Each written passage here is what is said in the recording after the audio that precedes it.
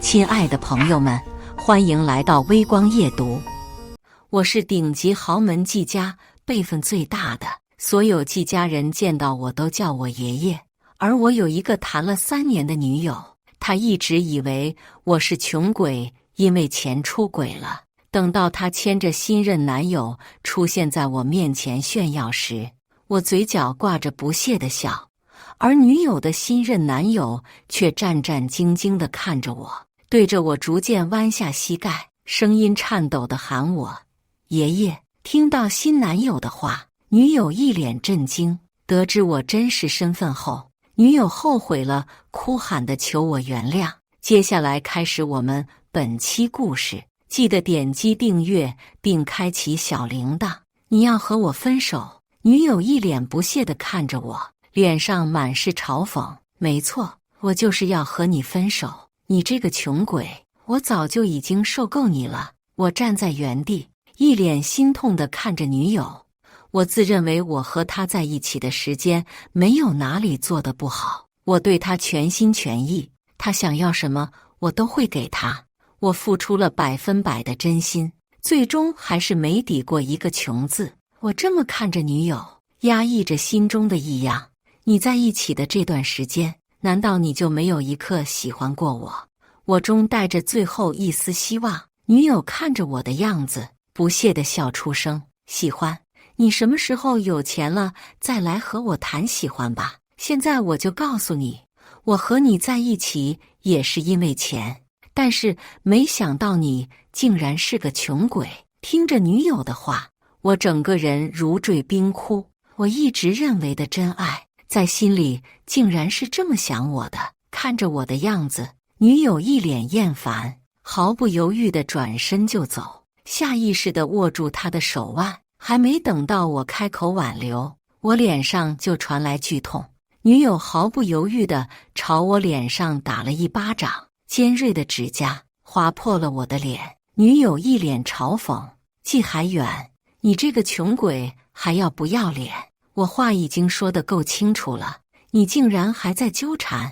看着女友的脸，我脸上浮现起一抹讽刺的笑。是我自作多情了。我原本以为隐藏身份会换来一份真挚的爱情，但没想到竟然是这样的结果。看着我的样子，女友毫不留情地唾弃。路边早就停着一辆豪车，她瞬间转变神情，朝着豪车跑去，一脚油门下去，豪车瞬间消失在我眼中。我看着这辆熟悉的车，整个人顿住。这车不是一直停在老宅门口的吗？因为和于敏月在一起，我已经许久都没有回到季家。这次要不是族内有喜事，我也不会回来。实在是因为季家的规矩太多了，偏偏我又是辈分最大的。每次回家的时候，都有胡子头发发白的老头对着我喊叔叔，我实在是感觉太麻烦。季家是京城100年的豪门世家，现在居住的宅子还是100年前的王爷府邸。季家也可以用一句话来形容：豪奢。我身上穿着最普通的衬衫，和这高门大院显得格格不入。门口当然有人把守，他们看到我的瞬间，全都恭敬地低下头。老太爷。我面无表情地点点头。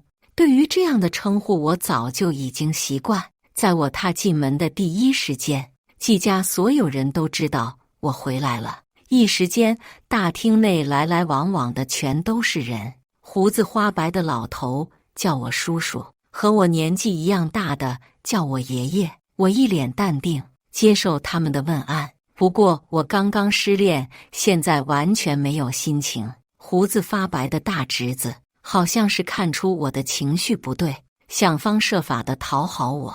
叔叔，我们季家马上就要有喜事，我儿子要结婚了，到时候叔叔可个面子入场啊。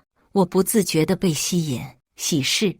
确实季家已经好多年没有喜事了，没想到季波的儿子都要结婚了。我点点头表示一定会出席。今天一天经历的太多，我真的累了。许久不回来我的房间，房间依旧还是那么一尘不染。季家等级森严，又是100年的豪门望族，我又是季家最大的长辈，而且还是整个季家的掌权人，所有没有人敢对我不尊敬。手机接连不断的响起，是于敏月发的朋友圈。朋友圈的文案是：甩了穷鬼，真的心情大好。配图正是白天我看到的那辆豪车。最后我看到这豪车的主人一头红毛，气焰嚣张。不过我看着这张脸，总是感觉很眼熟，但是一时半刻又想不起来是谁。不过没等到我反应过来，外面忽然传来一阵巨响，我立刻警惕起来。按道理来说，所有人都知道这里是我的院子，应该不会有人不知死活地闯进来。我并没有声张，自己悄无声息地走出去，一眼就看到在院子里鬼鬼祟祟的女人。不过这一看就是个年轻的小姑娘，好像并没有什么恶意。我并没有刻意地隐藏自己，小姑娘几乎是一眼就发现了我。不过她也没有被发现的心虚，就这么朝着我走过来。小姑娘一脸坚定，丝毫没有惧怕。你认识季有空吗？他出轨了，我来找他算账。季有空整个名字我有点耳熟，但是叫我爷爷的小辈实在是太多，我不可能每个人都记得。见我不说话，面前的小姑娘语气都变得有些恳求。我不想做什么，只是想要个说法。话还没有说完，阮南飞忽然哭泣起来，说话的声音都带着哭腔。一瞬间我就慌了。我这个人天不怕地不怕，最怕的就是女人哭。我站在原地手足无措，完全不知道怎么安慰。阮南飞忽然一把抓住我：你是季有空的哥哥吧？你能不能先让我待在这里？放心，我不会亏待不的，我会给你钱的。阮南飞哭泣得不成样子，不过这里的动静还是吸引外面人的注意。不过没有我的允许，谁都不能随便的进入我的院子。外面看守的人只能小心翼翼地询问我：先生，没有发生什么事吧？听到守卫的话，阮南飞一脸紧张地看着我。按道理来说，我应该把他赶出去的，但是我也不知道为什么忽然心软了。可能是同样的遭遇，他被男友背叛了，而我也被女友背叛了。没事，是我不小心的打翻东西。看到我轻易的把守卫打发走，阮南飞更加相信我的身份。2天之后就是婚礼，他好不容易来到季家，说什么也不愿意离开。入夜，我站在房间内和他大眼瞪小眼，因为省事，装修的时候我只让装修一个房间，床也就一张。阮南飞非得要住在这里，我总不能占人家小姑娘的便宜，和她睡一张床，有些无奈。但最终我还是抱着被子来到地下。阮南飞欲言又止地看着我，一直到半夜我都还没有睡着。忽然之间他出声：明明你们是兄弟，为什么季有空和你不一样？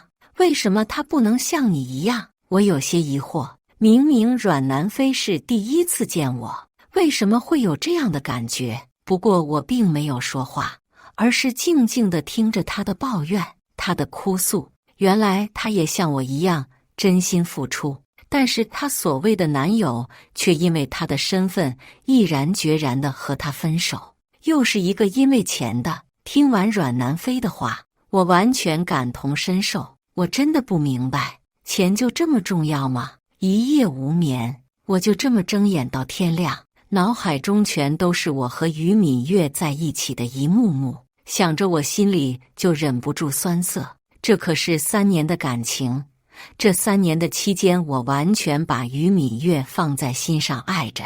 原本我计划着在我们交往3年的纪念日的时候就和他求婚，和他表明身份，但没想到首先迎来的是分手。手机忽然响起，屏幕上显示的正是于敏月的名字。一瞬间，我不知道自己的是什么感受，没等到我接听电话，通话就不耐烦地挂断，紧接着一则短信发来：风雅颂等你。我整个人愣在原地，看到消息的第一时间，我脑海的思绪就非常杂乱，甚至忍不住想，于敏月或许是求我原谅的。带着这样的心情，我还是来到风雅颂。风雅颂是一家高档的餐厅，来这里用餐的人非富即贵，当然风雅颂也是我的。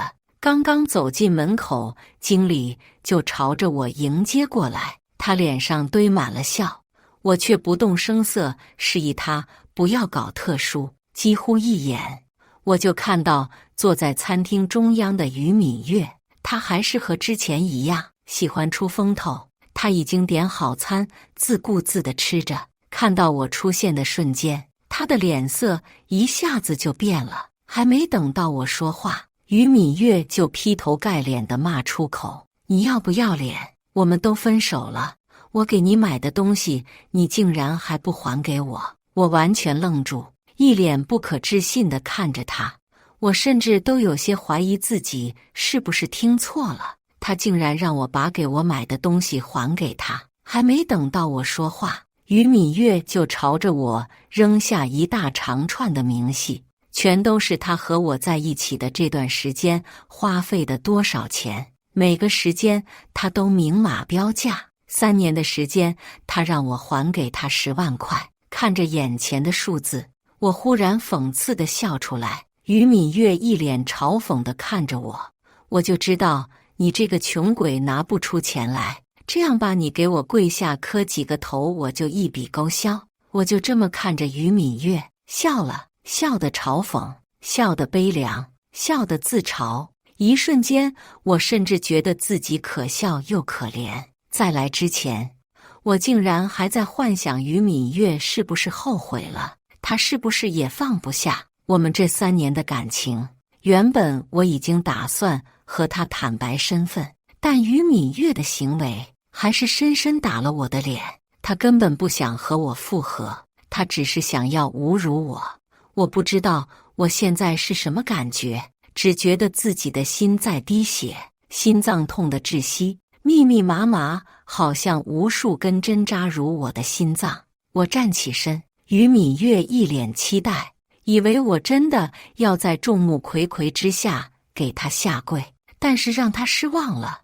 我打开手机，给轻轻点了几下，紧接着于敏月的手机上就传来到账10万的消息。我拿着账单明细，毫不留情地转身就走。从今天开始，我和于敏月再也没有任何关系。于敏月丝毫没有挽留我，反倒是急忙查看手机里的到账消息。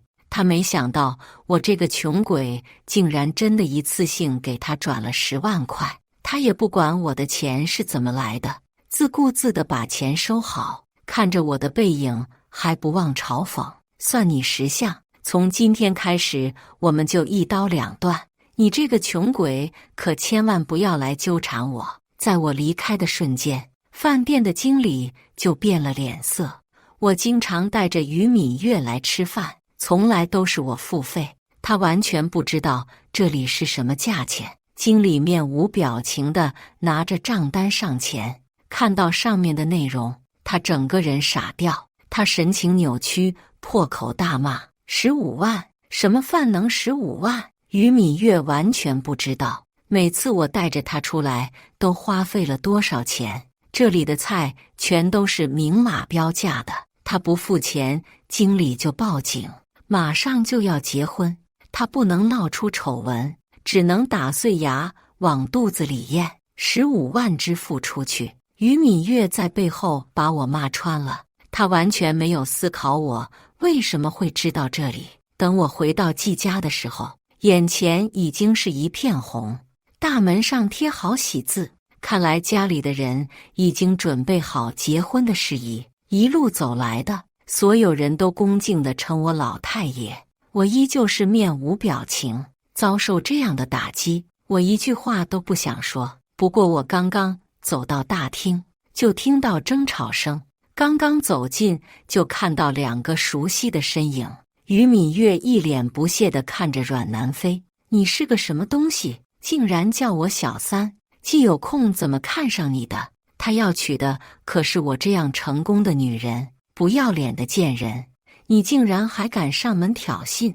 没来得及疑惑他为什么在这里，我就冲上前。于敏月毫不留情地伸出手，但是这一巴掌没打到阮南飞的脸上，就被我拦下来了。看到我出现，于敏月一脸怀疑地看着我，不过她很快就反应过来，一脸嘲讽地看着我：“季海远，你贱不贱啊？竟然跟踪我到季家了！虽然我不知道你是怎么进来的，但是我还是劝你赶紧滚出去。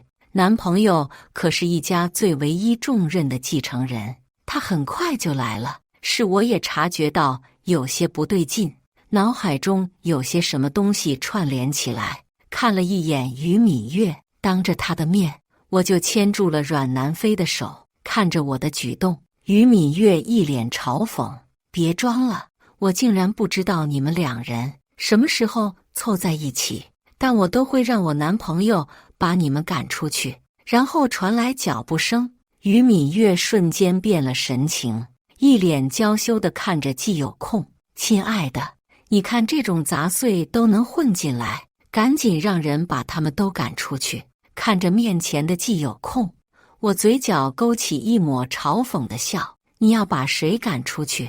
季有空看到我，瞬间瞳孔就紧缩。他是孙子辈的，平时想要见到我根本不可能。这一次他也是听他爹说，是他的婚礼，我会出席。我已经许久不过问家族中的事，我一旦出席他的婚礼，那他一定是他这一辈最风光的。他怎么也没想到今天会在这里见到我，而且他的未婚妻还如此对我出言不逊。既有空头顶上的冷汗都流下来了，就算是他父亲都不敢这么对我。偏偏于敏月还不知道现在是什么情况，当着我的面不管不顾地拉着季有空撒娇：“亲爱的，你赶紧把他赶出去吧！我真不明白，像他这么穷酸的人怎么进得来季家的？”但是于敏月的话还没有说完，脸上就迎来一巴掌。季有空紧接着就是劈头盖脸的一顿骂：“贱人，你在说什么？可是我的爷爷，敢对我爷爷说这话，我看是你活得不耐烦了。”于敏月捂着脸愣在原地，她一脸不可置信地看着季有空，甚至有些怀疑自己是不是听错了。她被季有空打了，脸上依旧还是带着笑：“亲爱的，你在说什么？我怎么听不懂啊？这个穷鬼怎么可能是你的爷爷？他明明和你一样大。”我就这么站在原地，静静地看着。现在我也反应过来了，原来于敏月出轨的对象正是我的孙子。季有空这一只是最外的旁支，平时都没有资格踏进这座庄园，除了结婚。看着于敏月一脸讨好的样子，我忽然感觉十分的讽刺。我爱了3年的人，放在心上的人，就是因为钱背叛我。季有空满头都是冷汗，他不明白现在是什么情况，但是他爹和家里的人都警告过他，季家最不能惹的就是我。虽然我平时不问世事，但是整个家族的生杀大权都在我的手中，只要我稍微动一动手指，他们这些旁支很轻易的就会覆灭。虽然我不是他的亲爷爷，但是我的辈分摆在这里，就算他爹都得叫我叔叔，他这种小辈怎么敢得罪我？所以他第一反应就是卑躬屈膝的和我道歉。看到我的眼神，季有空一下子腿软了，在2人的视线下，他就这么跪在我面前。于敏月目瞪口呆地看着眼前的一幕，她完全想不明白自己的男友这是怎么了，为什么忽然对我一个穷鬼下跪？看着地上的季有空，我冷哼一声，他颤抖得更加不成样子。一直站在我身旁的阮南飞走上前，毫不犹豫对着季有空就是一巴掌。他眼眶泛红，语气颤抖：“我对你这么好，你就是这么对我的？不但背着我出轨，现在还要立刻娶别人？5年的感情，我算是喂了狗。要是之前既有空还会反抗，但是现在有我站在阮南飞的身边，他一点都不敢动。等到阮南飞发泄完后，我上前一步牵住他的手：走吧，没必要和这样的人渣多说什么。”阮南飞双眼赤红，任由我拉着走。看着我离开的背影，既有空猛地松了一口气，不自觉地跌坐在地上。于敏月茫然地看着这一幕，她有些不明白这究竟是怎么了，心里莫名的有种不想感。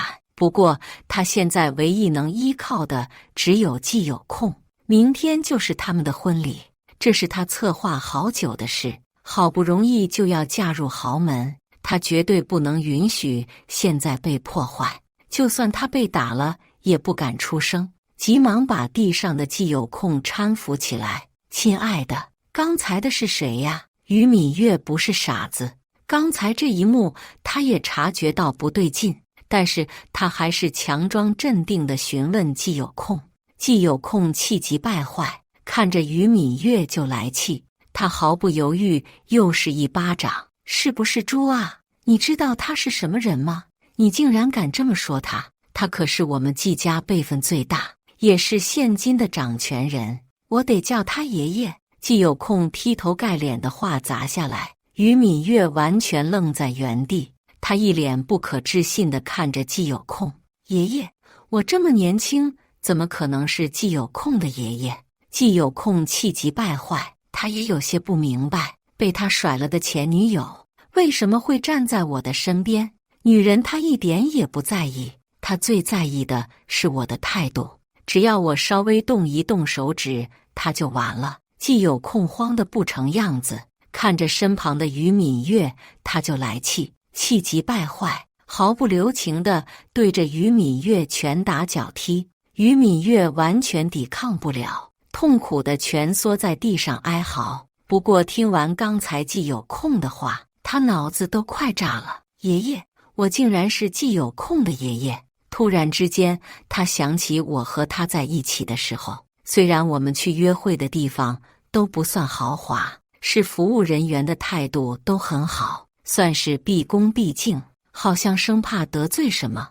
而且他在餐厅吃一顿饭竟然付了15万，一般的餐厅吃一顿饭绝对不可能会有这么多钱。砰的一声，于敏月脑海中一根弦崩断了，所有的一切都串联起来了。他忽然明白自己错过什么，整个人都颤抖得不成样子。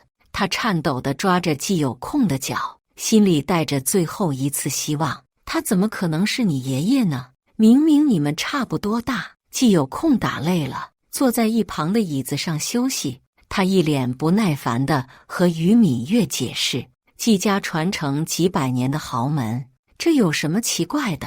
前任老家主80岁才有现任家主，希望刚才海远爷爷没有怪我，以后我的前途还得靠他。听完季有空的话，于敏月心凉了半截，她整个人僵硬地躺在地上，她不敢相信自己错过了什么。名震100年的豪门世家家主，之前竟然是她的男朋友，但他又是怎么做的？对我一脸嫌弃，张口闭口就是穷鬼，甚至还趾高气扬地指使过我。最严重的是他出轨了，他努力20多年，唯一的梦想就是嫁入豪门，从未想过交往的男朋友竟然就是豪门，整个人已经愣在原地，思绪纷飞，脑海浮现出无数的念头。他猛地从地上爬起来，眼中充满疯狂。他安慰自己，之前我这么爱他，不管他做什么，我都会宠着他，只要他对我说对不起，求我原谅，我就一定会原谅他的。他已经打定主意，一定求我原谅。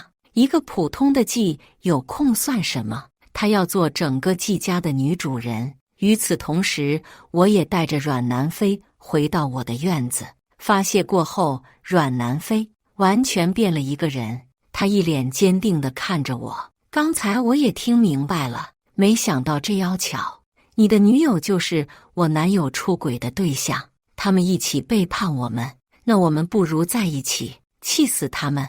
我挑挑眉看着阮南飞，突然意识到他说的是真的，他现在还不知道我是什么身份。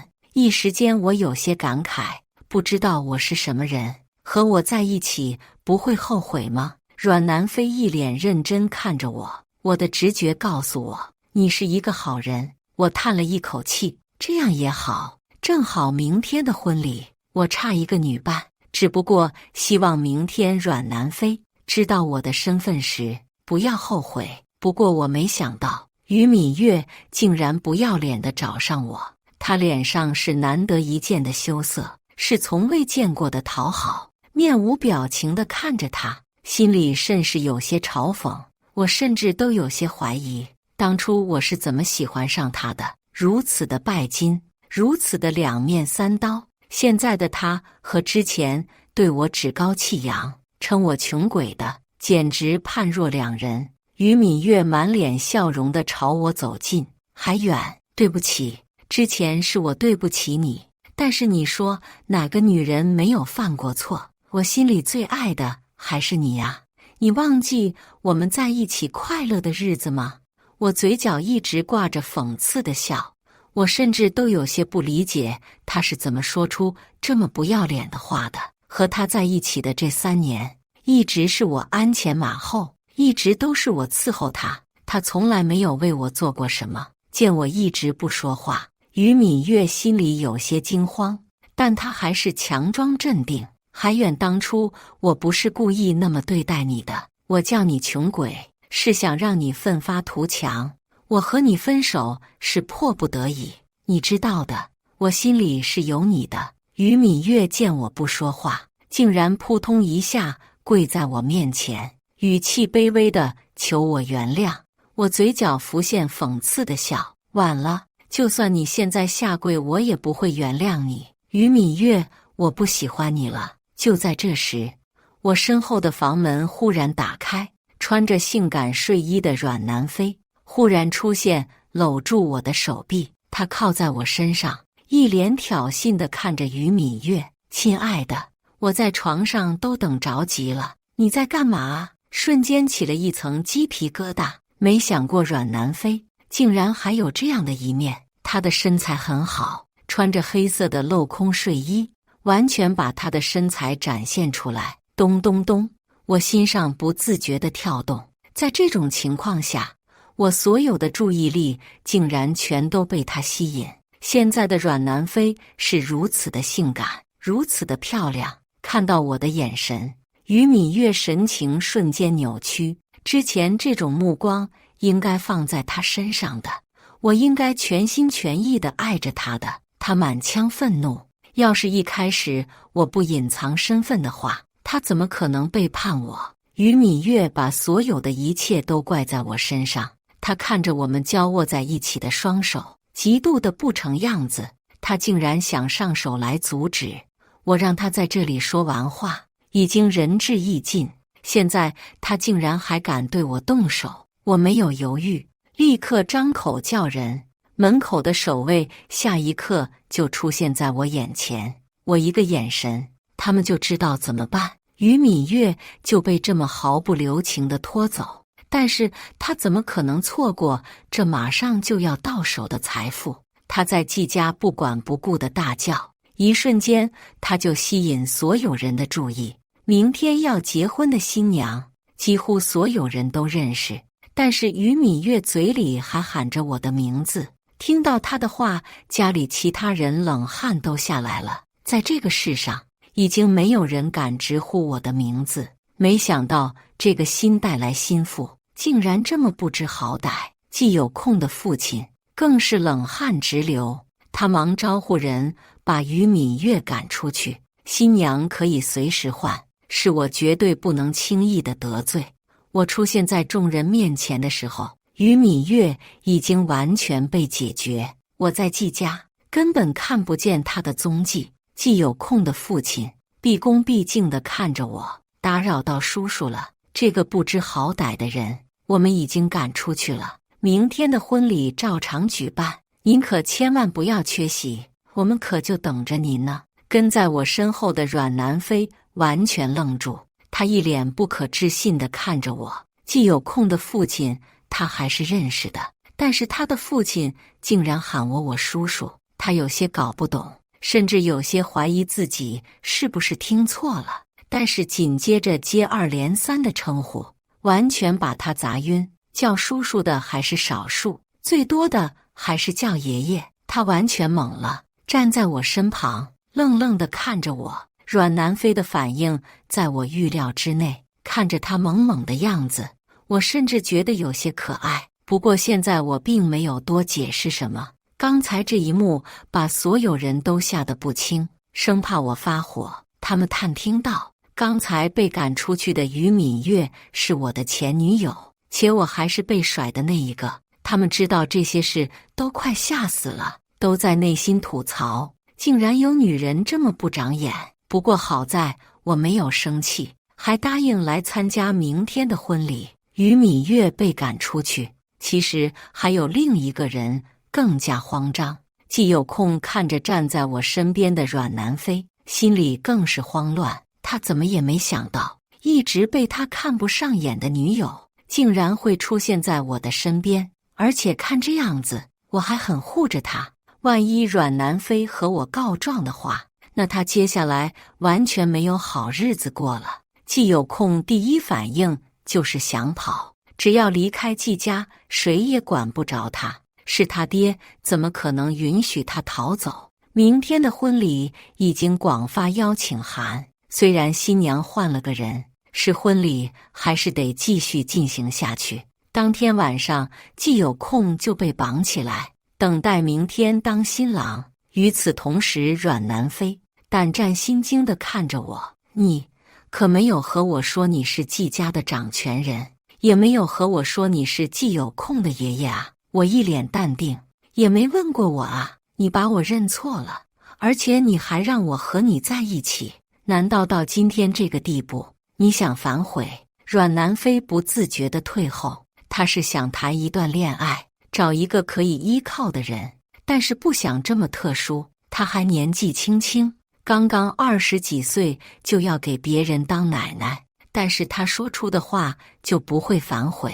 当初也是他先说要和我在一起的，现在事情到这个地步，也只能走一步看一步。这几天实在是过得太梦幻，他没想到一夜之间，前男友就要跪在他面前叫他奶奶，这一夜之间简直爽爆天。光冲这一点，他也不能和我分开。我当然察觉到阮南飞的小心思，但是现在我怎么看他，怎么觉得可爱。都说一个男人觉得一个女人可爱的时候，那他就一定是栽了。莫名的一个念头出现在我脑海，或许我应该是喜欢上他，虽然有些突然，但我心里豁然开朗。压抑在心中许久的情绪忽然消失不见，整个人都被蜜包裹着，就连呼吸一口空气都是甜的。这种感觉，就连当初我喜欢于敏月的时候都没有。不过这种感觉还不错，我对于敏月的感情，早在她践踏我的时候就已经放下了。或许一开始我和她的相识就是一场错误。我好像从来没有认清过他这个人，其实我根本没有刻意的隐藏身份，我只是低调而已。只要他多关心我一点，多在乎我一点，早就发现我的真实身份。但是直到最后，他也没有。事情过去就是过去了，这一辈子我都不打算和他有什么关系。和他在一起的这3年，我只当是一场意外，践踏我的感情。给我戴绿帽子，我也完全不在意了。婚礼进行得很顺利，不过在过程之中，季有空看到我就是战战兢兢，来到我面前的时候，恨不得给我跪下。新娘更是我从未见过的人。其实我不得不佩服季家的执行力，短短1晚上的时间就找到新娘的替代。婚礼很风光，但是没等到结束，门口忽然传来一阵嘈杂声，听着熟悉的哭喊声，我眉头立刻狂跳起来。在季家举办婚礼，来的人全都是京城有头有脸的人物，于敏月正是瞅准这一点。她站在门口，泪流满面，神情悲切。百年的豪门季家啊，就这么欺负我一个女人啊！他们爷俩玩弄我一个女人的感情，事到如今还把我赶出家门，还有没有公道啊？于敏月早就已经做好准备，她甚至还让专门的人开着直播，不管是什么人，最爱看的就是热闹。判断几十分钟的时间，直播间就已经挤满人，季家大门口也全都是人。眼见看的人越来越多，于敏月更加哀嚎：不要脸啊！季家仗着有钱，就这么欺负我一个女人呀！我站在人群后面，冷着脸看着这一幕。原本我都已经打算放过于敏月，我和她之间就到此为止，但没想到她竟然敢反过来冤枉纠缠，真以为我们百年豪门世家是吹的。我一个眼神，立刻有人去办，网络上的直播间瞬间被封禁，关于季家相关的讨论词条也消失得无影无踪。这件事的罪魁祸首季有空更是慌张的不成样子，我就在后面看着，他怎么敢做出不利于季家的举动？谁都很清楚，今天这场祸事是他惹上身的。季有空身上还穿着结婚的喜服，但他神情扭曲，二话没说就冲到于敏月面前，一巴掌就朝着于敏月打上去。但是现在的于敏月已经不是前些天任由挨打的。季有空本来弱不禁风，和个白瘦鸡一样，事到如今于敏月也不装，毫不留情，一巴掌就甩在季有空脸上。他和季有空在一起的这段时间，没少受他的挨打，现在终于可以报复回来。门口的闹剧，我看得一脸厌烦，已经派人处理，我也不想再继续看下去，转身要走。就在这时，我耳旁忽然响起尖叫声，所有的宾客惊恐地看着眼前的一幕。血啊！见血了，大家赶紧拨打救护车。就在这瞬间，于敏月已经把手中的刀抽出来，他不管不顾地冲上前，所有人都疯狂躲避，而我一眼就看到于敏月是冲着我来的，他眼中是毫不掩饰的恨意，我丝毫不畏惧。他以为我身边站着的2个保镖是作假的，但是忽然之间，他转变方向，对准站在一旁的阮南飞。我瞳孔瞬间紧缩，在这千钧一发之际，我只来得及呼喊菲菲，但是下一刻，鲜红的血液还是在我眼前炸开，阮南飞就这么倒下。一瞬间，我感觉我身体的血液都冰冻了，从脚底冷到头顶。看着倒在地上的阮南飞，于敏月忽然疯狂大笑：季海远，你不是喜欢这个贱人吗？